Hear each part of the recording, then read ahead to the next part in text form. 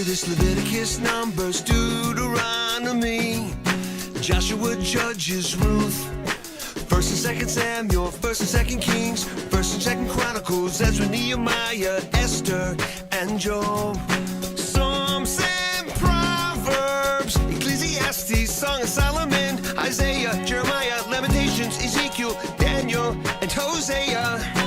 Joel and Amos, Obadiah, Jonah, Micah, Nahum, Habakkuk, Zephaniah, Haggai, Zechariah, Malachi. These are the books of the Bible, the wonderful books of the Bible. These are the books of the Bible, the wonderful books of the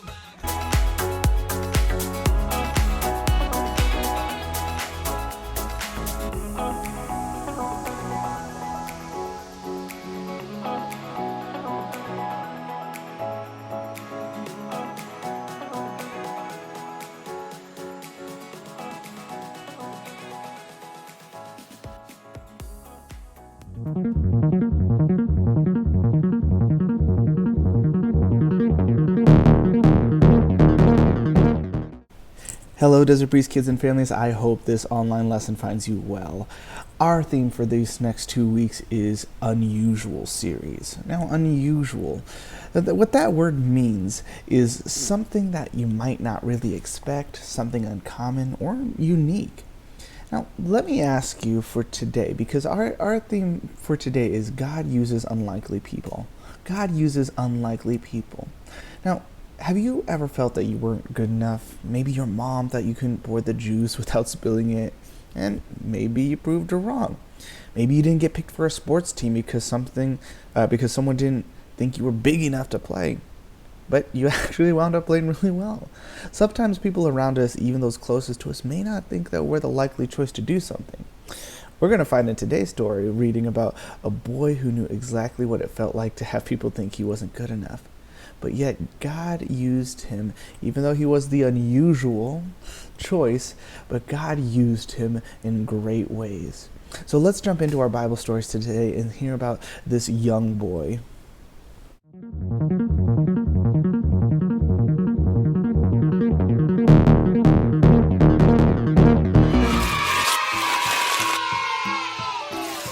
It's time for our Bible story.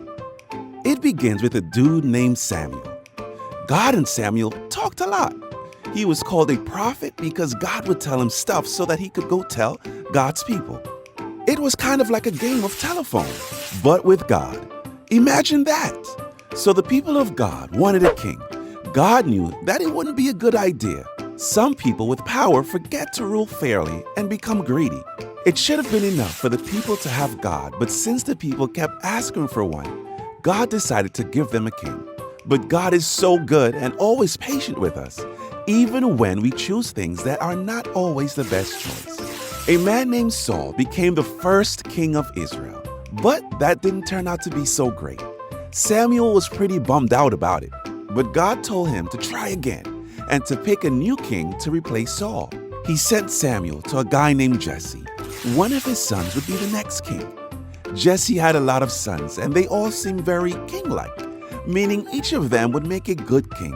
But each time Samuel thought one of the sons was definitely the one that God would choose as king, God said no. And God said no to all of Jesse's sons that Samuel saw, all except for one. David was Jesse's youngest son. They didn't even bother to bring him in to see Samuel because they were sure he wasn't king material. But God said otherwise. The moment David was called for and walked into the room, God practically shouted to Samuel, "That's my guy. He's the one." This was an unusual choice. David was chosen by God as the next king of his people. He wasn't perfect, but the smallest of Jesse's sons turned out to be a truly great king who had a heart that was after God's own heart. This story is living proof that God uses unlikely people.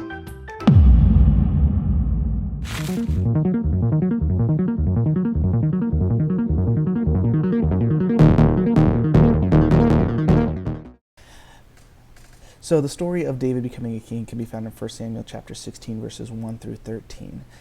Now, in this story, it's kind of humorous to see how the brothers and family thought maybe the oldest brother or the strongest brother, but no, it wound up being the youngest brother. The scripture says, man looks at the outward appearance, but the Lord looks at the heart.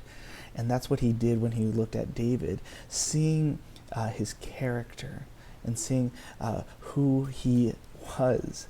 And that's something I want you to think about as well, dbKids. Has there been a time where maybe someone just looked at your outward appearance, but they didn't get a chance to know you? Yeah, and sometimes it can feel, what I think the term is called, judged before they even know you. But that would be the one thing I would encourage you, dbKids, is to just look past just maybe the first thoughts of when you see someone and what they may or may be like, but rather get to know them. Look past their looks and look at their heart, their character. So that would be my challenge for this week, is to look at others the way God sees. Not how man looks on the outside, but at the heart. Now let's see how Carl's doing with our big idea for today, how God uses unlikely people.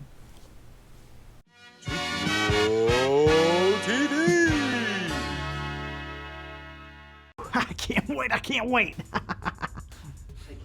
Hey, Carl. Hi, Andy, how are you? Good. I'm good.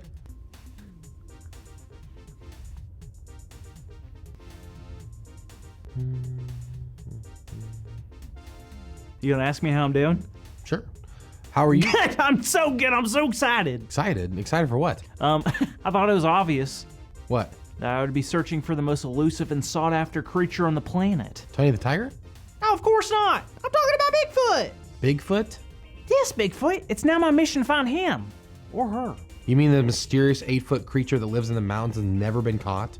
Yes, ma'am. Well, even if Bigfoot was real, what makes you think you're qualified to catch such a huge, mysterious, and unusual creature? How about a letter from the guy who's in charge of the government? You mean the president? Yep. Well, if that was the case, I'd probably believe you, but I highly doubt the president of the United States would ever even... Wait, that letter's from the... President of the United States asking me, Carl, to lead the search for Bigfoot.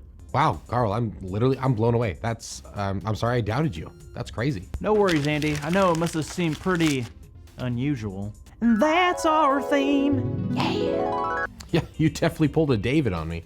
Yeah, sure.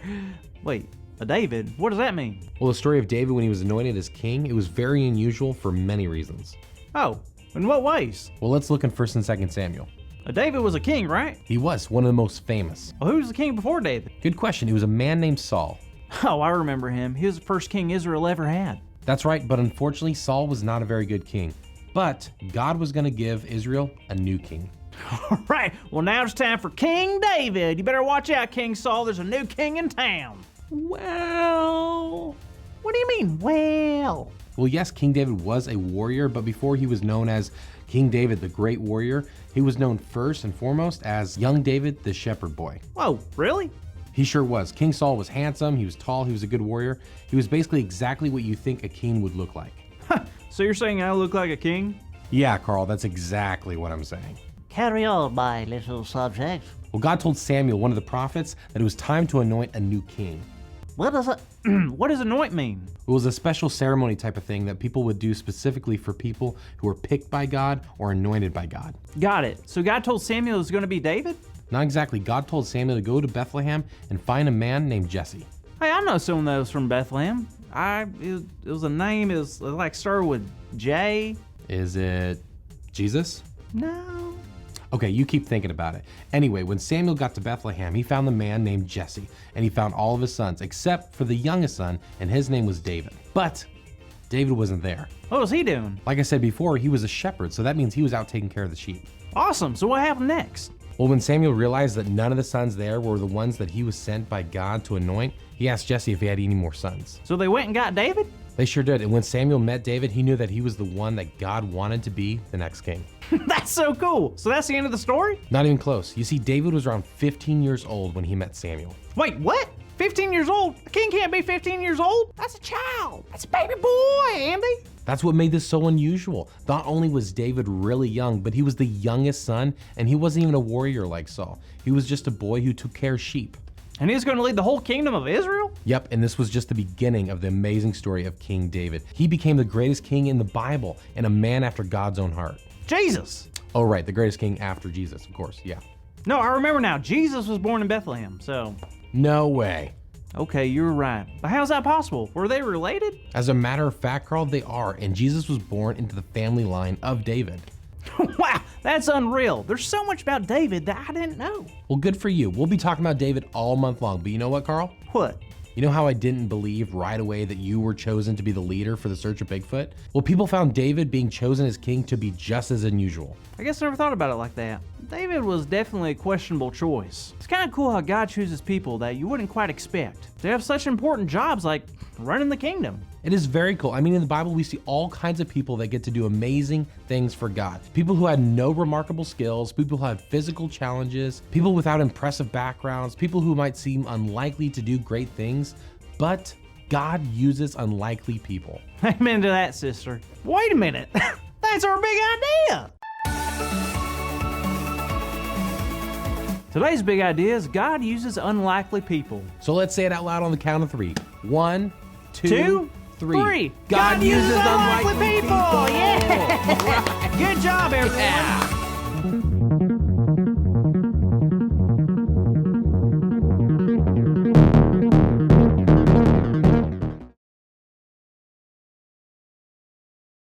Thank you so much for joining us today. Let's review our verse for these next 2 weeks. It's from Isaiah 55:8. For my thoughts are not your thoughts, neither are your ways my ways, declares the Lord. Isaiah 55:8.